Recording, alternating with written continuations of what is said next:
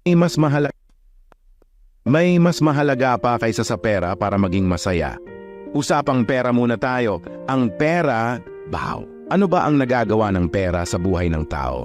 Pang-sustain sa daily needs, pambili ng mga luho, pang-treat sa family and friends, pang-pamper ng sarili sa salon at spa, panggastos para matupad ang travel goals. Sabi nga nila, kung marami kang pera, you can have anything you want in this world. Kaya't nung nawalan ng pera at hindi nabigyan ng allowance, feeling natin katapusan na ng mundo. Pero, pera nga lang ba ang pwedeng makapagpasaya sa tao? I'm not saying we give out all the money we have at wala nang matira sa atin. What I mean is, hindi umiikot ang ating buhay sa pera. Money isn't all that we need.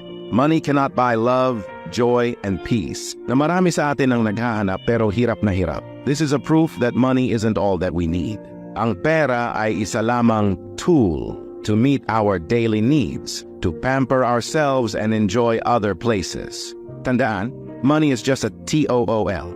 Money isn't God. Ito ang mali ng karamihan sa atin. Dahil nga masarap ang buhay kung maraming pera, unconsciously, sinasamba na ito ng iba. Exchanging our family and friends over the love for money. At ang masaklap, lumalapit lang tayo sa Diyos sa panahon ng pangangailangan. There's more than the money itself. Money is meant to be shared, hindi para itago para sa sarili.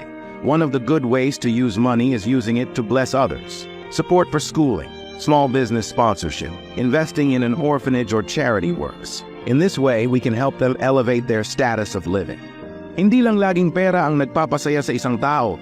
Tandaan na marami pang bagay na higit na mas mahalaga kaysa rito. Pera lang ba ang nakakapagpasaya sa'yo? Why not use this to bless a person in need today? Ipagpatuloy ang magandang simulan.